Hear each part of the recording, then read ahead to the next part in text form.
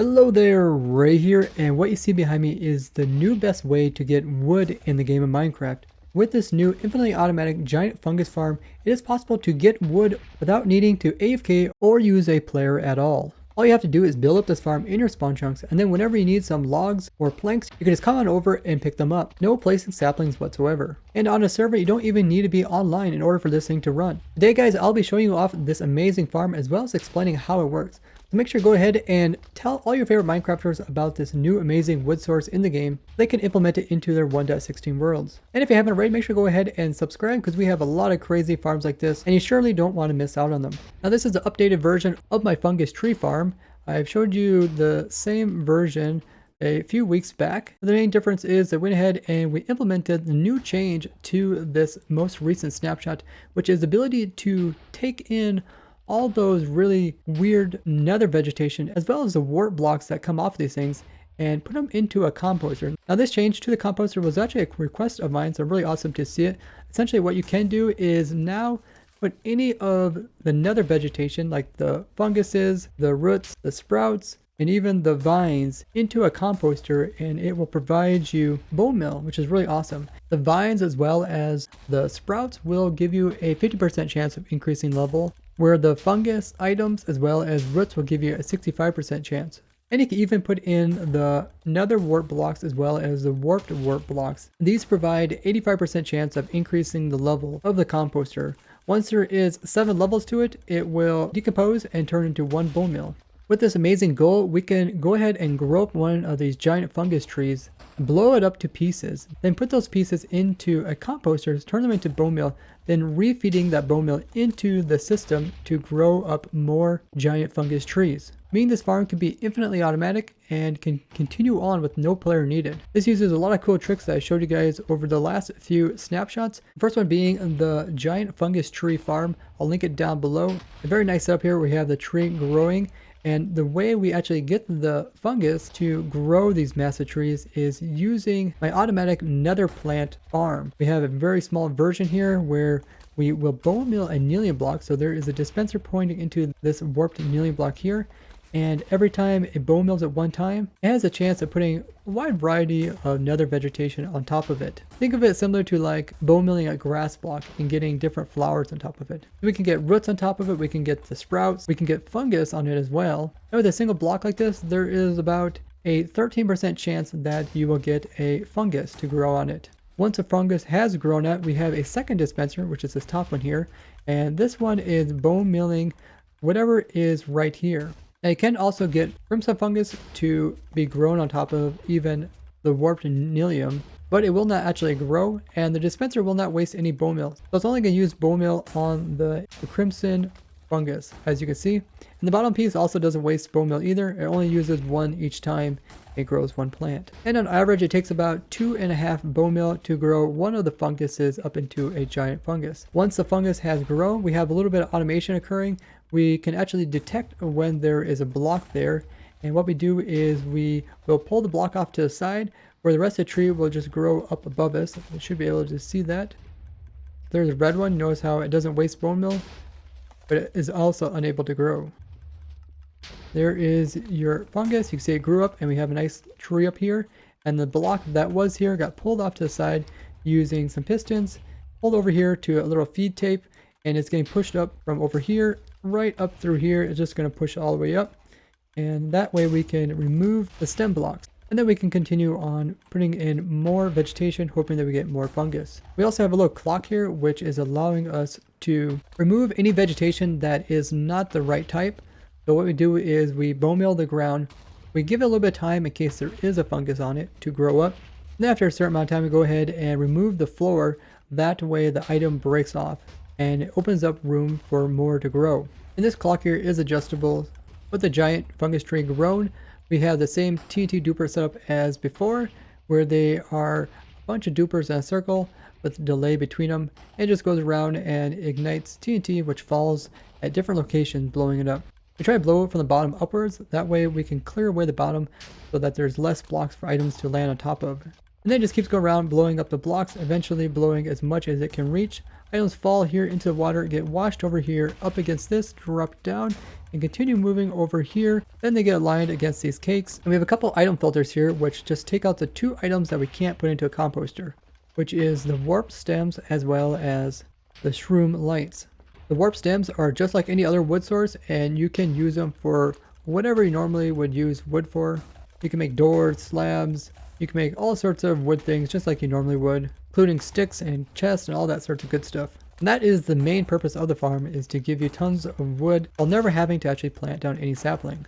Then after it goes past the filters, it just goes into 2 composters, which are constantly filling up with the remainder items. With the giant warped fungus, it's just the warped blocks. If you happen to grow a crimson giant fungus tree, they can also produce the weeping vines. The weeping vines give you less compost, and they do take up spots for blocks that could have been the warp blocks, which give you more compost.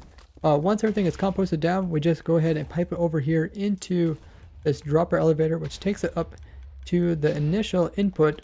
So all this is just removing the bone meal over here into these 2 droppers. This one dropper goes into bone milling the top, and this dropper here goes into bone milling the bottom block.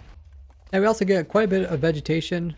When the vegetation breaks off, you can see it actually breaks as item form, so we can actually collect this and reuse it. So we bring down the Nylium block, which brings it close enough to this hopper minecart to pick up any items that are on top of it. We have another hopper underneath of this, which is picking it up, putting it into this compost, and we're also reusing that, feeding that back up into here as bone meal, so we can reuse all that vegetation that doesn't quite make the cut. A really important part about this, to keep it infinitely automatic, we need to make sure the Nylium never dies. It's very similar to like grass, where if there's a block on top of it, while the grass block gets updated, it will die off, and then you'll be left with a normal netherrack block, which will not ever grow Nylium again. There's a couple ways to do this. What we have here is an instant retraction, so as soon as there's a block there, it will instantly retract it. Therefore, it won't ever be able to kill the block off. We can also do another thing just as a safety precaution. In case the system would be too slow, or if we want to slow it down a little bit, we can place in a Nylium block that is in a 3x3 area around the one that you're trying to convert over. So if I place like a Nylium block over here, right in here, so this is close enough, so if this would turn into a netherrack block, this bottom dispenser would bone mill it. That would automatically allow Nylium to spread from that block over into this block. A cool little trick I showed you guys to actually make a automatic Nylium block farm. You can find that video linked below as well. Now these giant fungus trees are notorious for trying to put branches way down low, and that's why we have these buttons here, to just prevent them from putting warp blocks here. Otherwise they can pretty much put warp blocks all along here, which gets kind of annoying. The clock that we're using is a slow timer that gives enough time for the majority of the funguses to grow into giant fungus. Every once in a while there's a stubborn one that takes like 5 or 6 bone meal, and those ones will get broken off. You can see it also produces the crimson variations of many vegetation. Now the way that we detect that there is a block here is we have a comparator that is pointing into this area here. If there would be a block here, it's going to power this piston here, which is going to extend. When it extends, it's going to put power over here into this repeater. Initially the power comes over here, it'll go through this Nylium block over here, and this is going to power the pistons, which are going to pull. Now normally it's moving the piston up and down so quickly it's unable to actually turn off these torches, but if there is a block in there, it'll keep it down long enough so that this is able to pull the block off and push it off to the side and push it up. Once the box goes up here, it's just capable of being blown up just like everything else that comes growing off of the farm. The TNT explosions themselves are just spaced out so that the other TNT won't blow up the items while they're still falling through the air. There's quite a bit of delay in between, but since it takes such a long time for the actual funguses to be produced down below, it really doesn't matter that much. Now TNT are dropping down, they're not being perfectly aligned. Sometimes they land up here, sometimes they land here. But for simplicity reasons, we just kept it this way. We have a couple of them blowing up very, very low. We have an anvil here that was trying to allow the blast to go more downwards to get these lower ones. Since the majority of the blast occurs at the very bottom piece of the TNT, if there's a block below it, it really kind of stuns the amount of explosion power that it can do. And we had this one quite low, trying to remove the majority of the blocks that are in the water. That is the worst thing about this, is there's currently a bug in this version where the fungus trees can actually destroy water, including waterlogged blocks, and I wrote a bug report for it. You guys should go down in the description and upvote it, because it's pretty nasty to have like a waterlogged chest be completely destroyed just by a giant fungus tree. It also kind of hinders what we can do with the collection system down here. So for the time being, we just use some water that is kind of washing it all to one end. We have the water sources really far away from the center so they don't get destroyed. And then all the items are being pushed off to the edge. And the other TNTs are high enough up so they don't destroy the items in the water. You might also notice that we have some other collection systems off to the side. These are our old collection systems before they added the composting. So if you want to, you can use them to actually catalog all the different items that you get off of this farm. Includes the wart blocks, and then you can also get the stems. And there's also a smaller chance of getting weeping vines. We have the same kind of sorter system if you want to collect the vegetation. So vegetation would end up down here. Got the sprouts, the roots and vines. We also got the funguses and other variations. So you could decide to kind of keep all the different items off of it and then just have a different supply of bone meal. I would definitely recommend using my skeleton only farm, which I'll link below.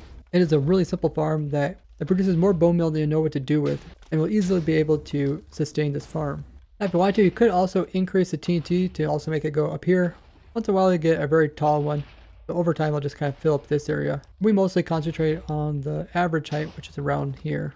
Now Fax did a lot of testing to do with how much bone meal can you actually get off of an average giant fungus tree when it comes to the warped variations. They're actually really interesting information. It has to do with bone milling and percentages of getting different stuff. They did about 16,000 tests, and there was an 8.6% chance of getting a warped fungus to grow onto the Nylium. There's a 55% chance of it being a warped root, and a 22% chance of it being a sprout. Something interesting that Cheater Code told me is that the game only puts in the sprouts or the vines once it failed in to put in a fungus or a root.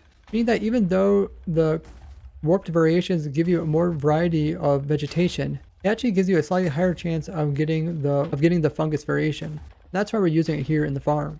Now once a fungus has been grown up into a tree, on average you'll get about 54.8 wart blocks off of a tree. And you get around 7.1 stems off of a tree and 2.3 shroom lights from each tree. And we did the math. We need about 82 wart blocks per tree in order to keep this self-sustained. So there's a lot of different ways you can supplement bone meal into this. I would recommend, like I said, my skeleton only bone farm, which is one of the easiest ways to get a lot of bone meal. Now this does mean you'd have to AFK the farm and convert bones into bone meal via crafting. So if you want to do more of an automated system, you can supplement it by using like your iron farm and the poppies turning it into bone meal and supplying this farm. Other things that also work is a very large cactus tower or like a melon farm. There's actually quite a few different ways you can get bone meal in the game. You can also do like a AFK fish mob farm or any wide variety of composting farms. I did a whole video going over these, which you can find linked below. The farm itself is quite simply designed. They're just a small TNT dupers up here at the top. There's a little collection area here. Most complicated thing is just this redstone here, and you really don't need to add the sorters in if you aren't going to use them. Just a simple 2 sorters here will get you the logs separated from the shroom lights. Everything else just gets reused back into the system, so it's really not that complicated.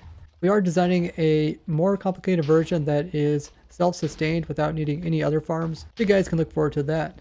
This is definitely going to be the future for tree farms, as you won't need any bone meal, you won't even need any player AFKing. Just build this up in your spawn chunks and let it run. Since none of this has to be in a random ticked chunk, unlike natural tree growth, you don't even have to be AFKing in this chunk. Make sure to go ahead and share this video with other Minecrafters so they can learn about the futures of tree farms. And leave a like on the video. If you guys like to learn more about simple contraptions like this as well as complex ones, I have a great playlist which you can binge watch for hours over many cool farms like this. And if you'd like to build this up in your very own world, we will provide the world download down below. I'd like to thank you guys for watching, and I'll see you guys in the next one. Bye bye!